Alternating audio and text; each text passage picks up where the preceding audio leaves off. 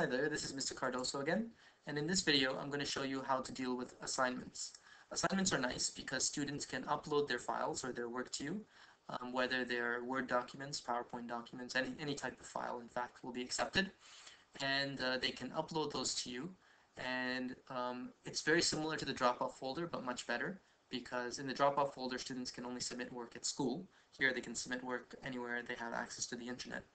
And also, it gives a nice list, as I will show you an example of students, um, and then the file that they handed in, and of course the time and the date that they handed stuff in. So there are lots of benefits over the drop-off folder. So let's show you how to make an assignment. Before we do that, I want to show you an example of an assignment that I did last semester. Now, because I haven't done an assignment yet this semester on Moodle, I'm going to show you one I did from last semester, which is in the old version of Moodle. The Moodle that we were using last semester is different than the current new Moodle. Okay, so this is my old Moodle website. That's why it looks a little bit different, but don't mind that. And I will show you an assignment. So I'll scroll down here to Lab 4. You can tell it's an assignment by the icon. You can see a hand turning something in. So that icon indicates that it's an assignment. Students have to submit something there. So in this Lab 4, I'm going to click on that. And you can see there's instructions here for the student on what to do. Okay, this is when they can start handing in the assignment, and this is when the assignment is actually due. Okay, and if you come up here, you have this view 18 submitted assignments. If nobody's handed it in, it would say view 0 submitted assignments. Okay, so hopefully that's not the case.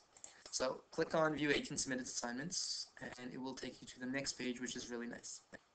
So here you've got a list of the students, all of the students who are enrolled in your class, okay, and the files. So this student has turned in these 2 files at this time. Okay, you can notice that this student and these 2 students did not turn in anything.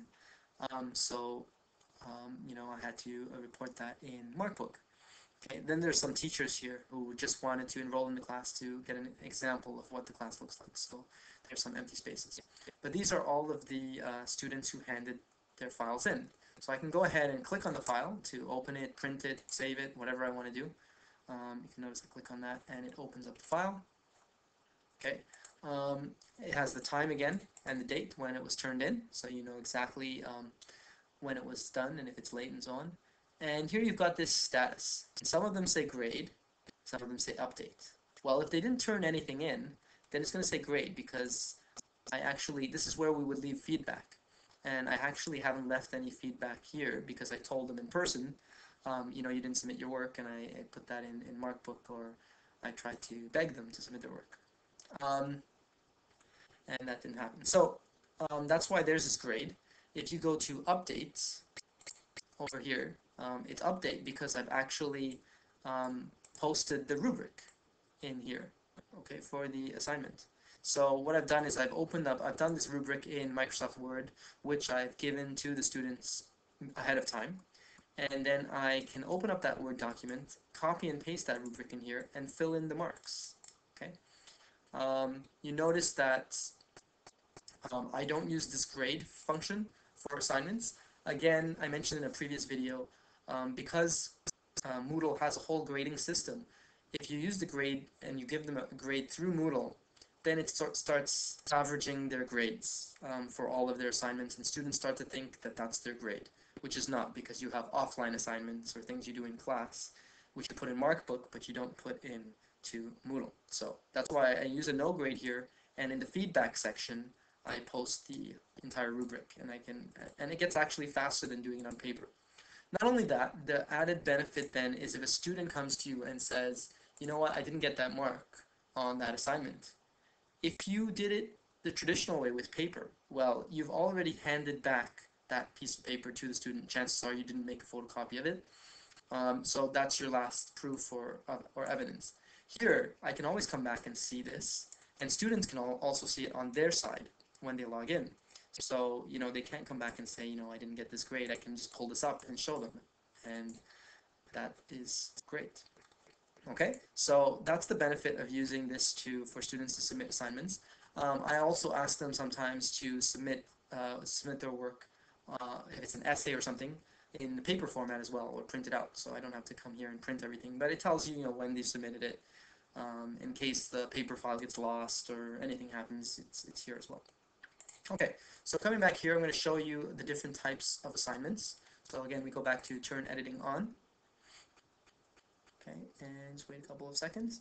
Again, you can add that assignment to any block. So let's go ahead, and since we're adding everything to this block, why not? So let's come up here, and you can see under the assignments block, you've got 4 different types of assignments. Okay, so advanced uploading files is if students are turning in more than one file. Okay, if they're turning in 3 or 4 files in one assignment. Okay, chances are you're not using that. Online text is when students are actually just writing their response on Moodle itself. So they're not going into Word and typing their stuff. They're just doing it right onto Moodle, and they're submitting it. It's very similar to a forum, this one. It opens up a little window for them, with the exception that in a forum, everyone can see the response. In the online text, only you can see the response as the teacher. Okay, and most of the time you probably want to use the upload a single file, which you can upload, the students can upload 1 single file per student. And then finally you have an offline activity, which means that they won't hand anything in through Moodle, but the benefit of this is that once you create that offline activity, it creates a notification on the calendar and in the upcoming events, so students know that it's there. Okay, so let's go ahead and upload a single file. Click that one. Okay, and you can say, submitting, I like to put in capital letters, submitting assignments, so that they know, okay, you have to submit your work here, and whatever the name of the assignment is. You can give directions here. Please turn in an MS Word document of your lab 1. Okay. Any other instructions that need to be done. This is the available from, so this is where they can start handing it in. And then the due date. This is when is it's due, right? And this is a 24-hour clock. Of course, you can click on this. It brings up a nice calendar, and you can choose the date that you want it to be due. Prevent late submissions is pretty obvious. If you click on yes, once they're past the due date, they will not be able to submit. It will not be an option. So generally, you don't want to prevent late submissions.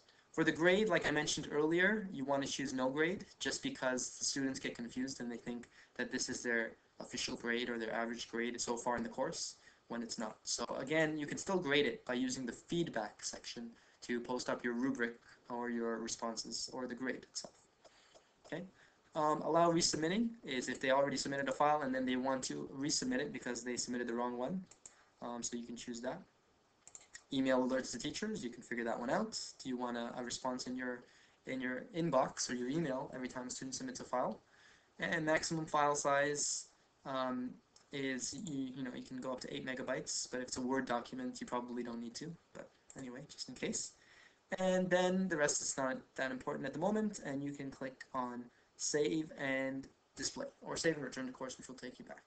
If you click on Save and Display, it'll have the assignment here. Okay, now another important thing is you want to see, well, how did my students actually submit this assignment? So go back to your main page here, and if you go down to the side, you will, under Settings, you will see this Switch Role To. So you want to click there and say, I want to switch my role to a student because I want to see exactly what students see when they come into the class. So click on that, and now you notice that the page is a lot cleaner. They don't have as many options as you did.